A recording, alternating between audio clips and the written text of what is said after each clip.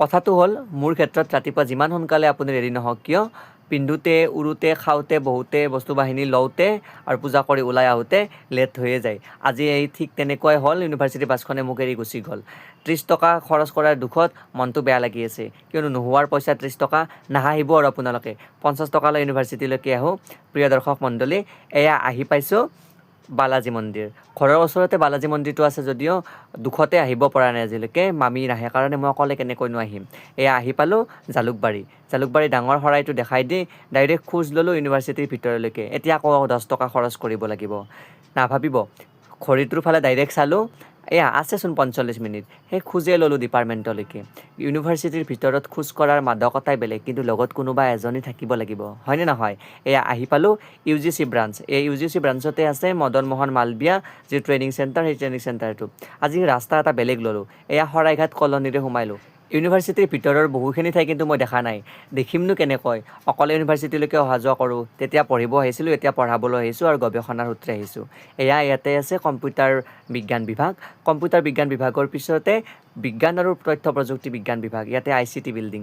কিন্তু কথাটো হ'ল, ইউনিভাৰ্চিটিত যদি কোনোবা এজনী লগত থাকে তেতিয়াহ'লে গোটেই ইউনিভাৰ্চিটিৰ ইকান সিকান মাৰিব পাৰি, কণা পৰ্যন্ত জনা হয়। মই পিছে একোৱেই নাজানো, যিখিনিলৈকে অহা যোৱা কৰিছোঁ সেইখিনিয়ে ভালকৈ পৰিচিত মোৰ ক্ষেত্ৰত। এয়া আমাৰ অতিকৈ আদৰৰ ছানৰাইজ। ইয়াতে আপোনালোকে আহি বহুত ভাল ভাল খাদ্য খাব পাৰিব। মই দুদিনমান খালোঁ নেকি, এতিয়া আকৌ আহিব লাগিব। আহিবচোন মোৰ লগত, খাব পাৰিম। এয়া আহি মোৰ ডিপাৰ্টমেণ্টটো পালোঁ, মানে মোৰ নিজৰ ৰুমটো পালোঁ। ৰুমটো মই নোহোৱালৈকে খালী হৈ থাকে। তাৰপিছতে আহি টেবুলখন লাৰি চালোঁ, নাই ধূলি মাকতি নাই, মুচি নোলোৱাকৈ ডাইৰেক্ট থলোঁ বেগটো। তাৰপিছতে কিবা কিবি বিচাৰিবলৈ ধৰিলোঁ।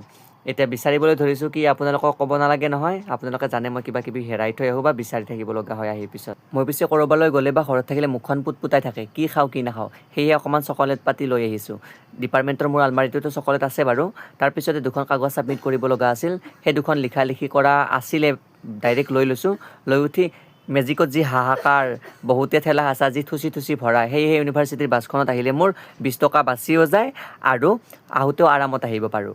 অকণমান নিজৰ চকীখনত বহি ল'লোঁ, কাগজখিনি চাই ল'লোঁ। তাৰপিছত টাইম হৈ গ'ল ইউনিভাৰ্চিটিত এক্সাম ডিউটিৰ কাৰণে ৰুমলৈ যোৱা। ৰুমলৈ ডাইৰেক্ট গ'লোঁ, যাই উঠিয়ে পেপাৰ লোৱাৰ আগমুহূৰ্তত গোটেইখিনি চাই লৈ ছিগনেচাৰ কৰি ল'ব লাগে। গোটেইখিনি চাই লৈ উঠি গ'লোঁ এক্সাম ডিউটি দিয়াৰ কাৰণে। এক্সাম ডিউটি 2 ঘণ্টা হৈ গ'ল, টি ব্ৰেক আহিল। এতিয়া টি ব্ৰেকত কি খালোঁ আপোনালোকে চাওক, টি টাইম টেকেলি পিঠা। অঁ, মই উঠাও তোমাক, তুমি নিজে উঠাই বাই খাই আছে।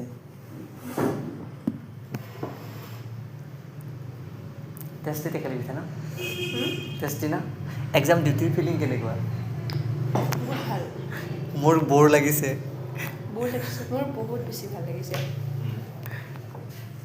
কিবা ক'ব পাৰা তুমি?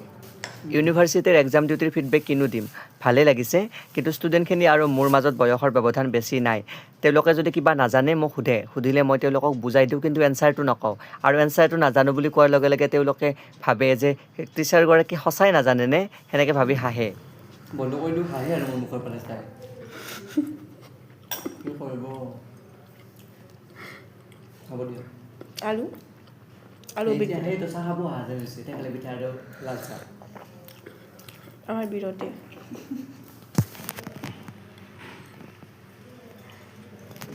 স্নাতকোত্তৰ প্ৰথম ষাণ্মাসিকৰ দ্বিতীয়খন প্ৰশ্নকাকতৰ পৰীক্ষা সুকলমে সম্পন্ন কৰি মই আহিলোঁ এডমিনিষ্ট্ৰেটিভ বিল্ডিঙলৈ কিবা এটা ছাবমিট কৰাৰ উদ্দেশ্যে।